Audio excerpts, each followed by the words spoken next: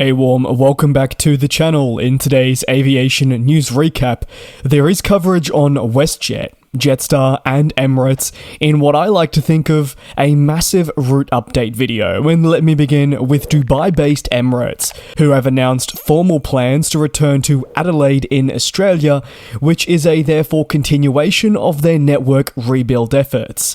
Flights between Dubai and Adelaide will operate daily as EK440-441, operated by a dual-class Boeing 777-200LR. These 777-200LRs feature 302 seats.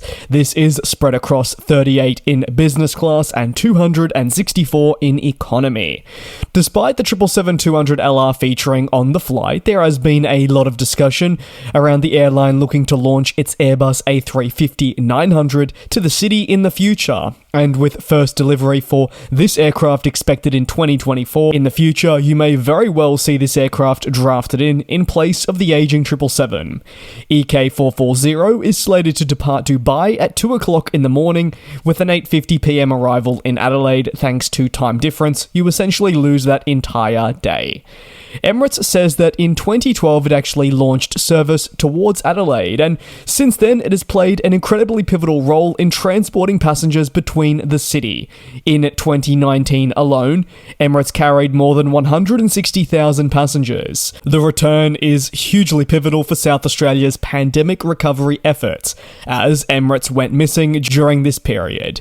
Additionally, the non-stop flights are set to generate more than $62 million per year and create more than 315 full-time tourism-related jobs. Despite Emirates getting a load of the spotlight thanks to the return to Adelaide, which will commence on the 28th of October of this year, if you are after those exact details, it is ultimately part of a broader jigsaw to increase capacity towards Australia. Emirates notes that while a significant milestone, the airline will then be quick to offer a second daily service to Perth, while also upgauging its operations to Brisbane with a double daily A380 service. As a result of these changes, they will offer 77 weekly flights from Australia, able to transport, therefore, a staggering 68,000 passengers per week, which returns it, importantly, to pre-pandemic capacity. While the airline will want as many people to stop in Dubai and to stay as possible, the incredible network that Emirates offers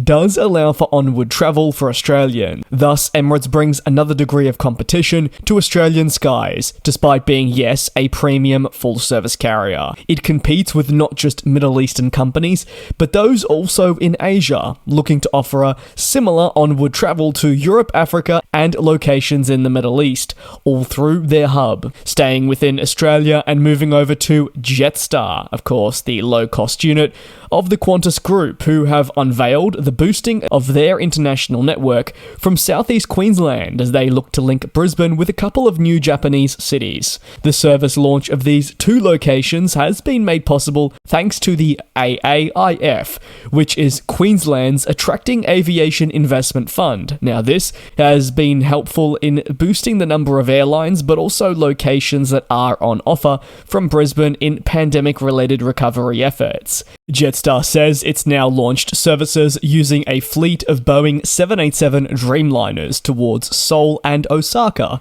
to bring further low-fare international seats to Australia.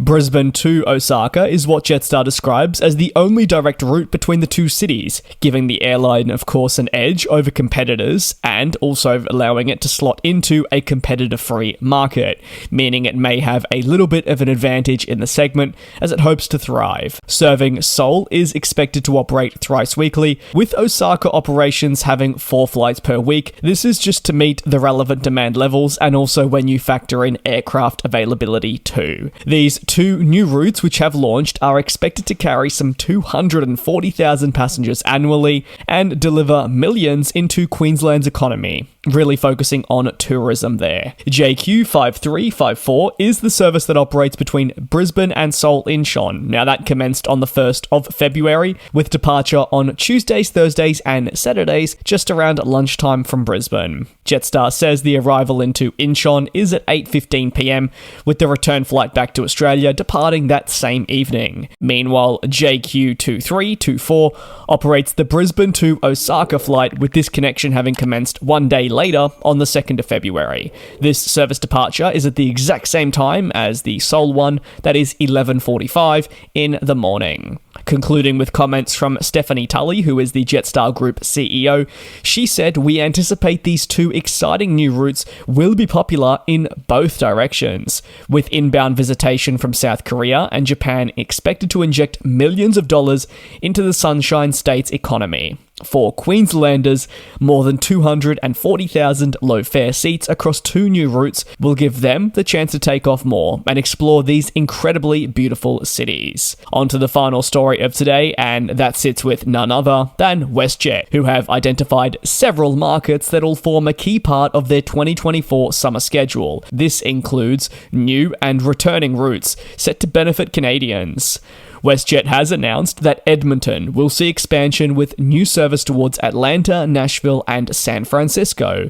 Calgary will likewise see 3 new locations added to the WestJet network in time for the summer schedule, with a focus on international operations, as we'll see Seoul, Reykjavik, and Deer Lake. Other notable inclusions include Halifax to Edinburgh, Vancouver to Detroit, St. John's to London Gatwick, and Regina to Minneapolis. Ultimately, several of these routes have already been announced by the company, but this will be really their debut into the busy summer schedule. Returning routes include a significant focus placed on Dublin, Toronto, Edinburgh, and Moncton, among other locations, all returning for this schedule. Meanwhile, Halifax will have Dublin, London Gatwick, and Orlando all returning, as demand skyrockets in the region during this period. Overall, connecting Canadians across the country will be more important than ever, with 15 new routes from the western part of the country and 11 from the eastern part. WestJet says it's Canada's top choice for leisure travel, and as such, owes it to the population to offer greater capacity each year. An increase in capacity can be reflected in new flights and routes, all with the goal of offering better destinations during a season when many will look to get away. WestJet adds it'll see a 57% growth year over year in service to Latin America and the Caribbean, while Toronto will see a 56% rise in capacity to warm weather destinations. Lastly, there'll be a seat capacity growth of 25% on transborder services, but I'd argue one of the main sticking points is a 70% growth towards Delta hubs. As part of the relationship WestJet has with Delta, it cites the ability to connect onwards to more cities thanks to the Delta network, whether regionally, domestically, or internationally. That is going to conclude today's aviation news recap. Thank you very much for the support you're continuing to show here on the channel. To be sure to take care, do also be safe. I will see you, same place, same time, tomorrow for your latest industry news.